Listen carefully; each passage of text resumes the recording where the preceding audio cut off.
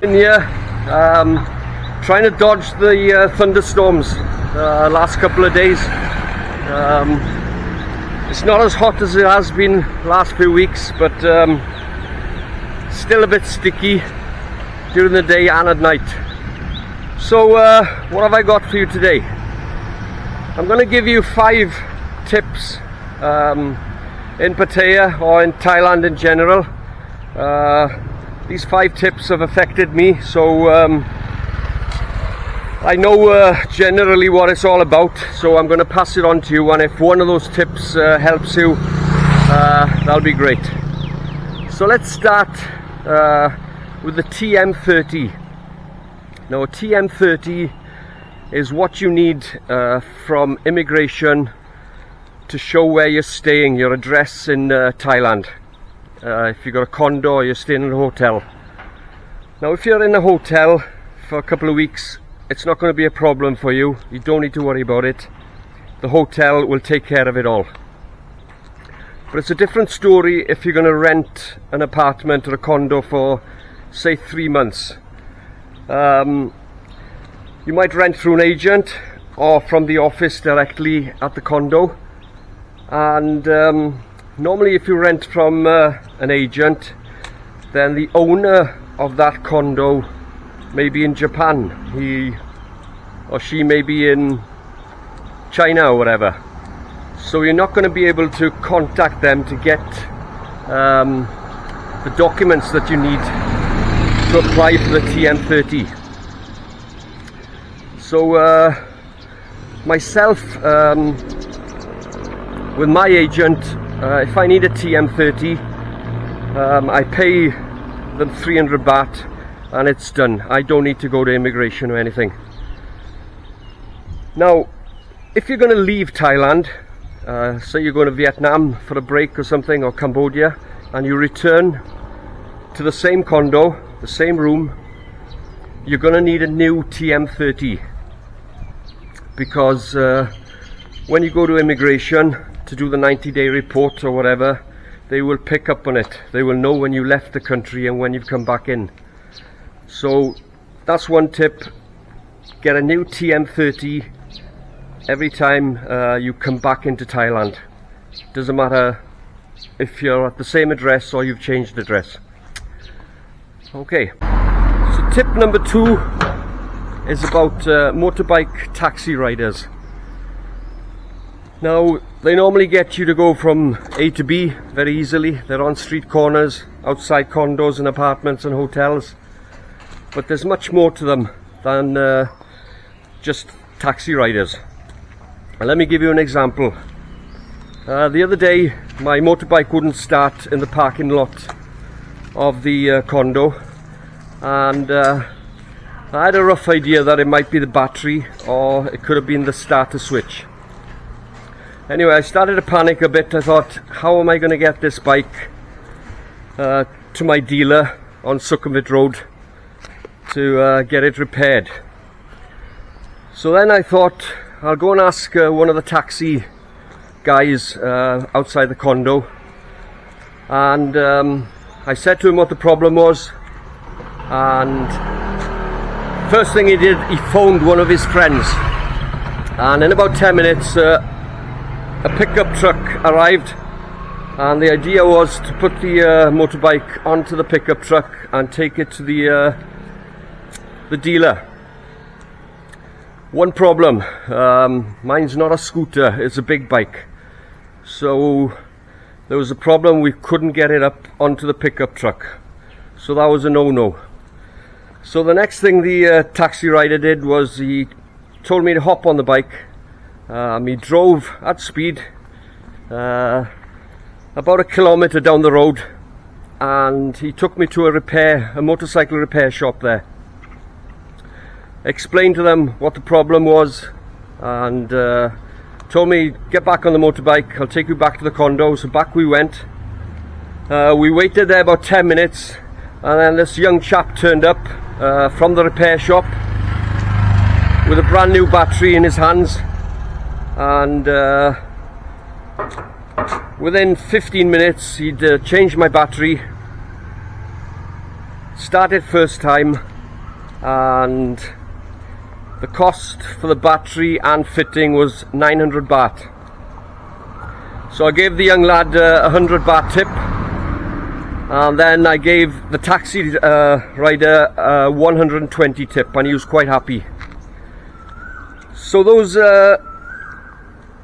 taxi riders, guys, there's much more to them than just taking you on a taxi ride from A to B. They're also very handy, say if you're walking home late at night, and especially for maybe solo female travelers. You know, don't feel scared at all, because these taxi drivers, they're everywhere 24 hours a day, and the same with the security guards outside resorts. So you can feel confident when you're walking about in the dark. Tip number 3. Now this happened to me just a few nights ago in a bar down in Soi Buakhao. I was having a few drinks with a nice looking lady, and after a couple of hours I bought her a couple of drinks and checked my bar bill just before going to the toilet, and it was about 900 baht. Now I then said to her, all of a sudden, do you want me to bar fine you?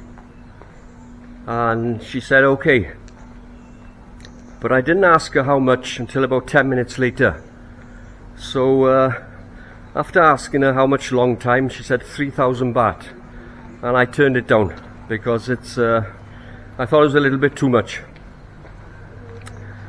So I had another one drink after that, I think. So my bill would have been about 960 baht. So maybe another hour had gone by, and playing pool, still talking to the young lady, and decided it was time to go home without a bar fine. And then I checked my bin and saw that the bill was 1,465 baht.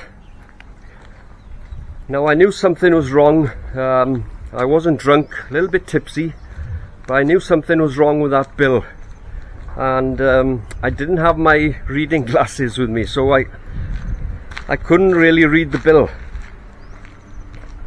So I asked the girl why it had jumped up so much in a short space of time, and she said, oh, the bar fine is on there, 500 baht. Now I'm not blaming the girl for that, because we might have had a bit of a misunderstanding, and I delayed things. You know, did I want a bar fine, didn't I want to, and then how much and all that. So it wasn't really her fault, but fair play, she took the bill back to the bar and they changed it back, and then my bill was back to 965 baht or something like that. So all I'm trying to say to you guys is please check your bill in that brown little cup, especially if you go to the toilet or you leave the bar to go to an ATM, and then you come back. You know, there might be, I'm not saying dodgy business going on, but there might be some mistakes. So you need to keep on top of your bar bill, especially when you start to get a bit tipsy and you forget about these things.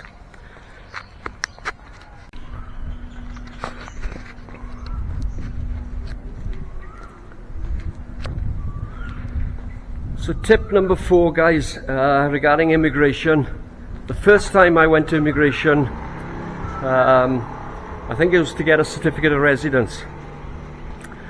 I went down to the one in Jomtien. I queued for about an hour in the blazing hot sun, and then eventually got to the door, and the security guard told me cannot come in.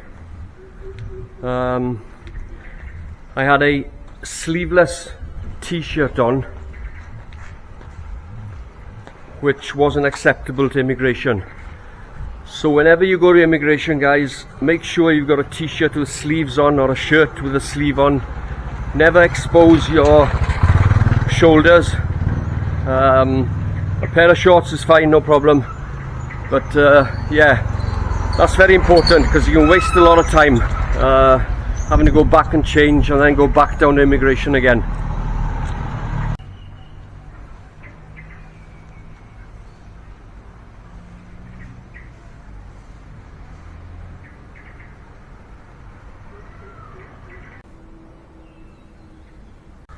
And tip number 5, guys, if you got a Thai SIM card and you lose it or it's damaged and you need it replaced, don't go straight to the phone shop like I did. I went up 5 escalators in Central Festival to be told at the door that I needed a police report.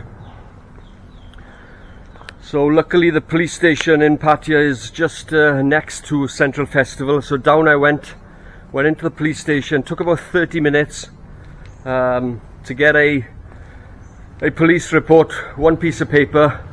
I think it cost me 20 baht, so that was nothing really. So back up the escalators in Central Festival. Yes, you can have a new SIM card, and they replaced it for free. So just remember, if you lose the SIM card, make sure you get a police report first. That's Thailand for you.